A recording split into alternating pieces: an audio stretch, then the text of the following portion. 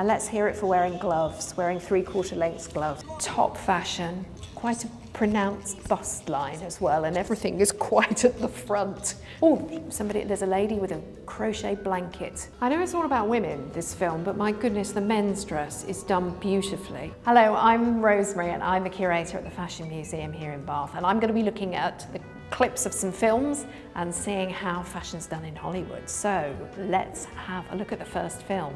The favourite.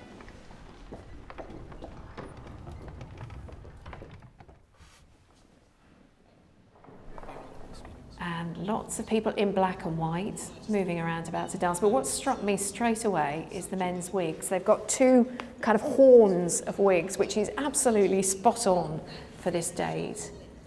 And I love Olivia Colman's quilted petticoat. Perhaps a smidge too early for quilted petticoats. Oh wow, look at her legs. And the makeup is fantastic as well. I'd like to enjoy the music now. Oh yes, I love this music, I must dance.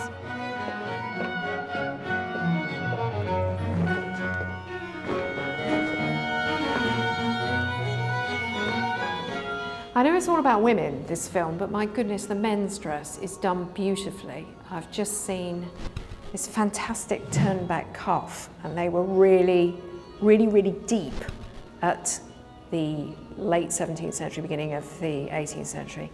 And the pleats and folds at the back of it, I've just noticed somebody else with a very long waistcoat with a scalloped pocket.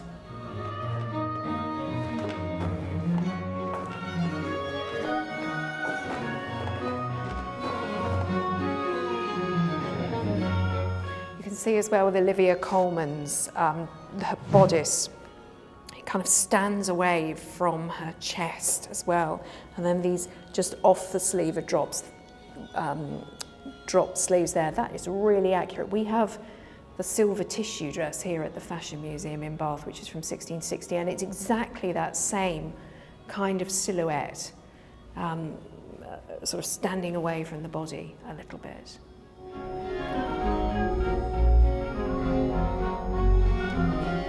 Stop it! Stop it! So this is absolutely in the presence of the Queen.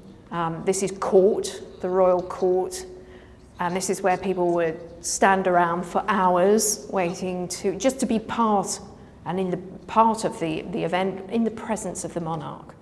And you would wear your best clothes, so you would make sure that you had new dresses, you had your very best clothes. The men's wigs are fantastic with those two kind of horn bits there. They're very long and full. I love the women's clothes. I love Olivia Colman's stand-away bodice, beautifully done. But the men are the star of the show here. So 9 out of 10 for the menswear. The Duchess.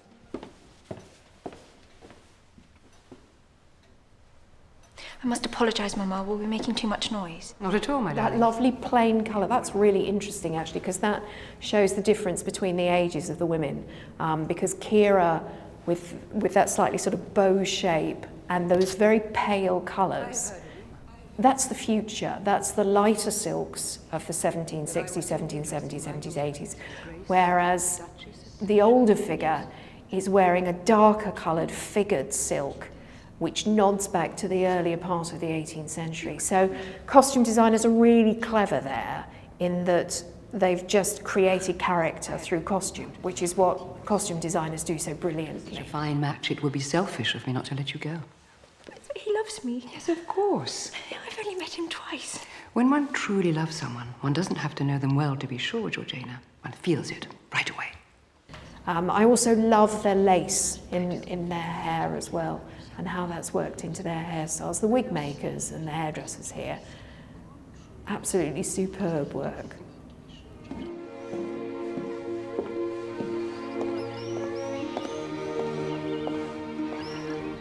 Beautiful pleating, that beautiful detailing at the back of that dress. The pleats all go the same way, and they're curving, they're going to the point at the bottom. The way that that's cut at the back is really beautiful.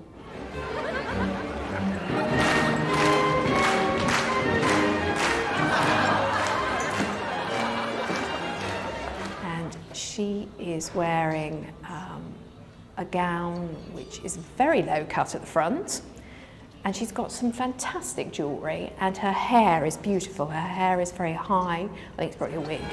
Yes, he wanted to dance. It's not usually considered his forte. And you declined? I'm ill at ease with male company for the moment.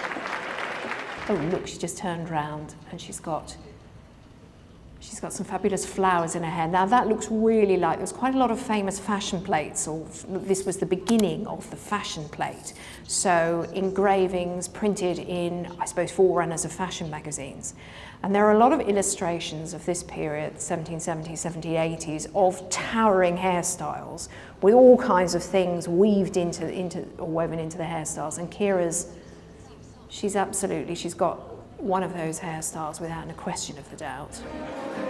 It was the truth, at least. Trust me to say something silly. I always do, you know. Then perhaps you should have accepted the Duke's offer. So Keira's got a little beauty patch there, and that was very much a thing of the late 18th century, sort of stuck on beauty patches. And the story always goes that it was to hide marks through illnesses. Home, I think, Georgiana. As well.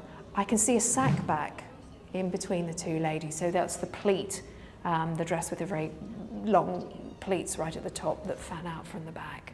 So the Duchess, I'm going to be up there for the Duchess with another, I'm going to go 8 out of 10 for the Duchess, but I really want to, the costume designers here, beautiful observation and beautiful making, whoever's made those costumes. Oh my goodness, the skill is extraordinary.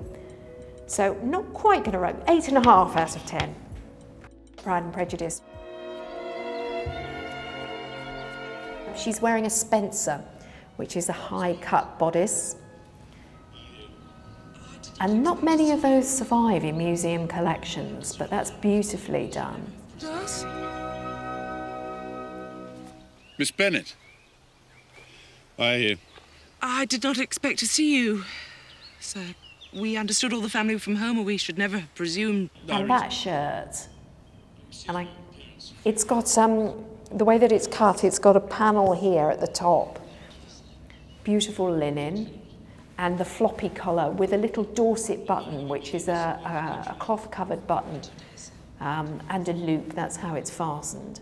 Yes, you can see that with that drop shoulder there, that the shoulder goes all the way down, and that's where the sleeve of the shirt starts as well.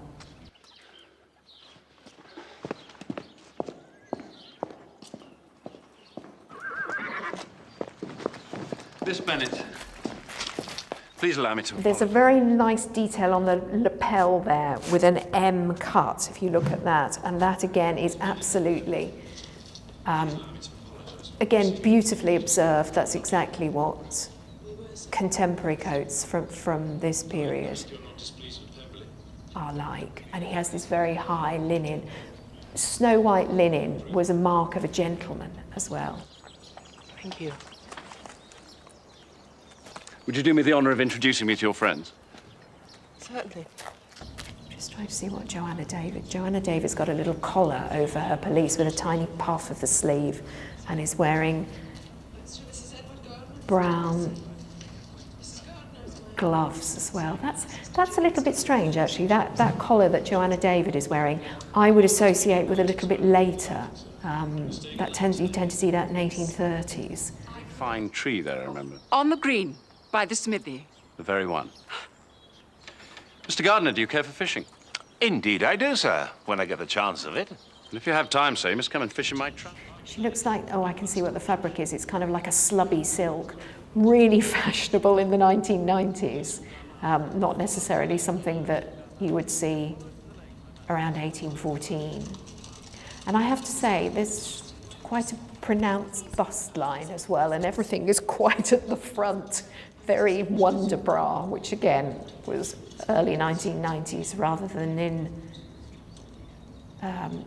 the early part of the 19th century, where the bust was more flattened and kind of went round to the side a little bit more, actually. Amazing. Does she live near you, sir? The garden in which stands my humble abode is so... Actually, I think the Bennet sisters, the fabric of their dresses is probably a bit better than, or a bit more true to the period than of Jennifer Healey's dress. Oh, she has one daughter, ma'am, the heiress of Rosings, and of very extensive property. And has she been presented at court?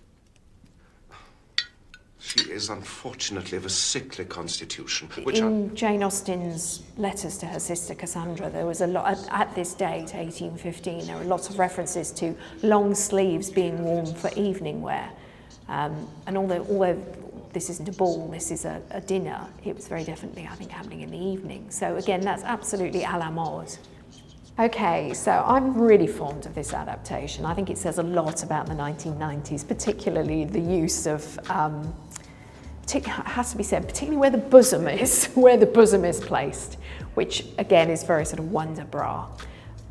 I've a great fondness for this particular adaptation because we borrowed some of these dresses and displayed them in an exhibition here at the Fashion Museum in 2004 and contrasted it with some pieces from the collection.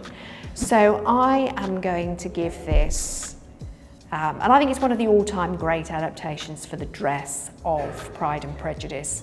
I'm going to give this an 8 out of 10. The film version of Pride and Prejudice. Mrs. Nichols is ordering a haunch of pork. She expects him tomorrow.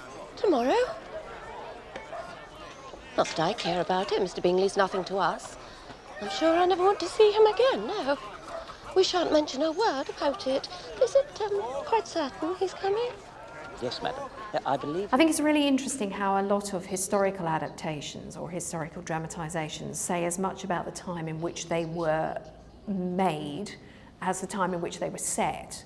So this is kind of post-boho, or actually in the middle of boho chic. And Keira Knightley with her shawls and her loose hair just looks very much more, it looks like she's just gone to a festival, which again, the beginning of the millennium, is very different than the wonder bra look of the early 1990s.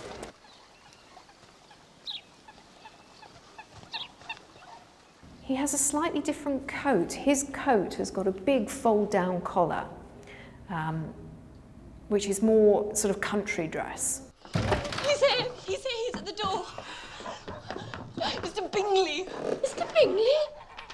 Oh my goodness, everybody... Mrs. Bennet is the older character because she's wearing an 18th century style dress rather than an early 19th style.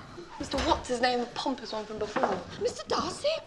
The very insolence of it. What does he think of coming here? Oh, I think what's very interesting, that there almost looks to be like a reference to the Darcy shirt, the Colin Firth shirt there in what Keira Knightley is wearing, because that looks... I'm not sure that she would have worn anything like that kind of pinafore. Mr. Darcy and Mr. Bingley, ma'am.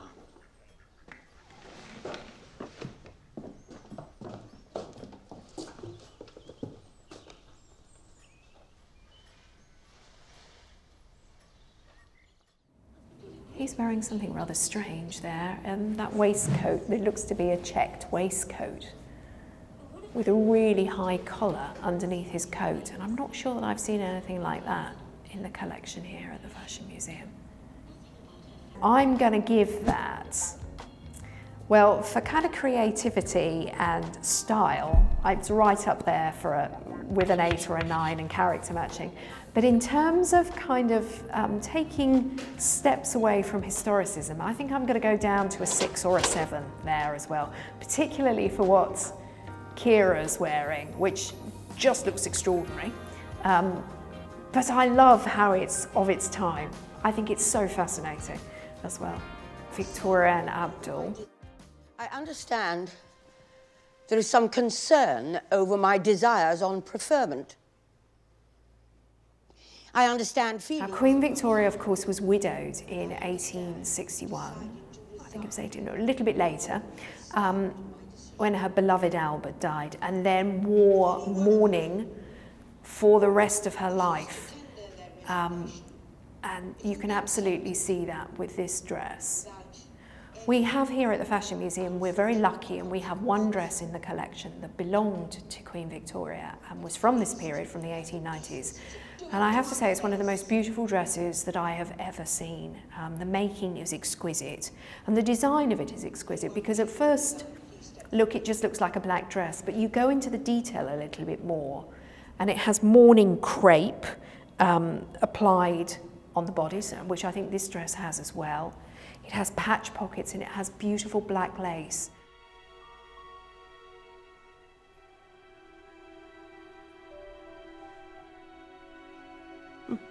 She's wearing a cap. Now that's interesting, because that's a black cap.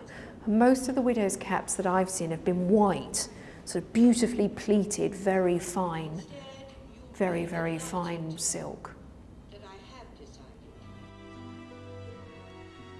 Instead, you'll be delighted to know that I have decided to make them... And she has a fall of black lace from the back, and I'm not sure if at this stage in her mourning she would still be wearing that long fall of black lace. Mourning was very carefully regulated in Victorian times, so you know what you could wear at particular times, at particular stages in your mourning. What am I going to give that one? Victoria and Abdul. I'm an easy one here, because I'm going to give that an 8 out of 10. I just vaguely saw the men in the background, but again, the attention to detail in the menswear, and menswear is quite difficult because it changes subtly, and it's difficult to get exactly. But the costume designer in Victoria and Abdul was absolutely brilliant at that, so I'm going to go for an 8 out of 10 for that one. Titanic.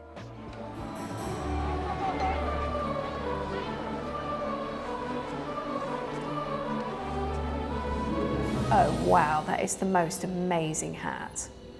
Beautiful, beautiful colour, beautiful trimming, and worn at the right angle. I don't see what all the fuss is about. And that very slender column-like look, top fashion. The beautiful, the counterpointing of the colours. Your daughter is far too difficult to impress, Ruth. So this is the ship they say is unsinkable. Another wonderful hat with a wonderful feather. Titanic, they're very different. The costumes are almost larger than life. They are very definitely, they feel very Hollywood, whereas some of the other pieces that we've looked at they feel British. But for those hats and just the over-the-topness, while at the same time absolutely being anchored in dress history, I'm going to give them a big old 8 out of 10. The Darkest Hour. So how are you all bearing up? The toughest times of the war. Now, at this stage, of course, there would be clothes rationing. So people were eking out their clothing, really. It was the whole idea of make, do, and mend. People were dressing in curtains. You know, people were making clothes over. The British people, what is your mood? Was it confident? Confident? Yeah. How confident? Very. Some people say it's a lost cause. Lost causes are the only ones worth fighting for. Now, in terms of the industry, there was the utility scheme, which again was the idea of the utility scheme was to really save resources. So to make clothes with 3 buttons and no pockets. So saving both cloth, but also sort of makings. And I have to say, these people are all very, very well turned out. Never. Well, you will never give up. No, never. Then out, speak, brave, Horatius. So I think this is a very nice showcase for what was going on in British fashion during the Second World War, where despite the fact that ideas from Paris, the powerhouse of fashion, had dried up, that people were still incredible people, and the the British fashion industry were still very inventive about creating great clothes. But I'm not 100% sure how representative this may have been of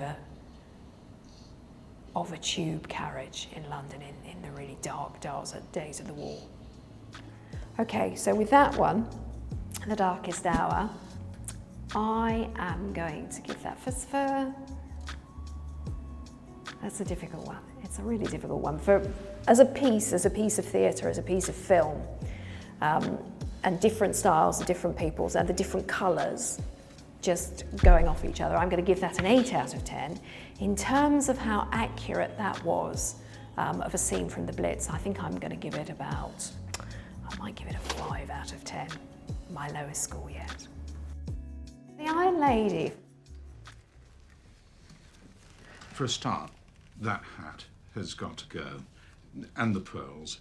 In fact, I think all hats may. What's fascinating, I think, about looking at the Iron Lady is we're now, entering the period of mass media. So you're looking at some of the suits and you can remember them. You can remember what that looked like. The difference between how Thatcher appears on the television screen and how she appears there on the settee. There's a difference in the colour, and I don't know if she ever wore that powder blue kind of colour. I think of her as a much deeper cobalt blue. Well, it's all very well to talk about changing my voice, Mr. Rees, but for some of my colleagues to imagine me as their leader, it'd be like imagining, I don't know, being led into battle by their chambermaid. But it's aquascutum chic, that spot on, and that kind of, I'm a woman in a man's world, I'm going to wear a tailored suit, which was, that was currency in the 1980s. Everything the Tories have been thus far, it's really terribly exciting. One simply has to maximise your appeal, bring out all your qualities. And a patterned bow like that. There's a lot going on there. She's got a brooch, she's got a patterned bow. I think she's got some pearls underneath, and she's got this extraordinary hat. So for the Iron Lady, for this one, and I suppose it's a character that's been done again and again, and it's a character who is sort of part very much of the popular culture. I'm going to go for a 5 out of 10 with that one. Forrest Gump. Wish you wouldn't go, Jenny. I have to, Forrest. Jenny's wearing an Afghan, and she's got a plait in her hair. Well, actually, her Afghan looks amazing because I think it's probably leather, but it's got embroidery all over it as well. I love her wiggly hair, and I love just that single plait as well. Forrest, we have very different lives, you know.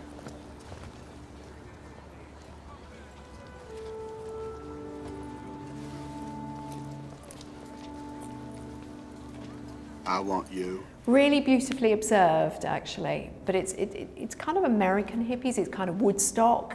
It's that look. But it's interesting. Did that very American look translate across the Atlantic to Europe and to Britain? I'm not sure. I can certainly remember, and certainly in the collections here as well. Oh, there's a lady with a crochet blanket coat there, like granny squares. And again, that kind of craft space of the hippie movement as well, I think is really interesting.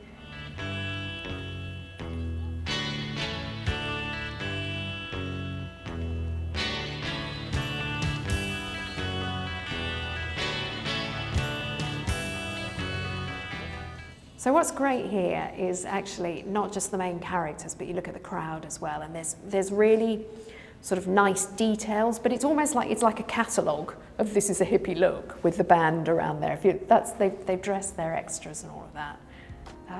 So Forrest Gump for your hippies. I'm going to give you an 8 out of 10. Pretty Woman. The stores are not nice to people. I don't like it. Stores are never nice to people. Oh my goodness, she is wearing a stretch denim miniskirt and a white shirt. Love it. Tip-top perfect. Our dress of the year here for 1991 was a stretch denim mini skirt by Karl Lagerfeld for Chanel, worn with a white t-shirt. So there's a nice kind of, you know, like a double pun here, almost like a pun, because she's meant, the characters, I think she's got, it's like a halter neck top as well. The character's meant to be really, you know, sort of wearing low grade clothes, but actually what she's wearing here is what Karl Lagerfeld sent down the catwalks for Chanel. Mary Kate, Mary Frances, Tova, let's see it. Come on, bring it out. Absolutely divine. Great picture. Excuse me, sir. Yeah. Exactly how obscene an amount of money were you talking about? Just profane or really offensive? Richard Gere looks amazing in that broad. Oh, look at the mobile phone. Cufflinks. Great bright colours. Shoulder pads. You're on your own. I have to go back to work. You look great. She has my card. And we'll help her use it, sir. Pretty woman walking down the street. Rah-rah-esque. There's even a shoulder pad in that little thing there. Bomber jackets and loose pleat-fronted trousers. Great motifs. Camisole tops. Feature lingerie.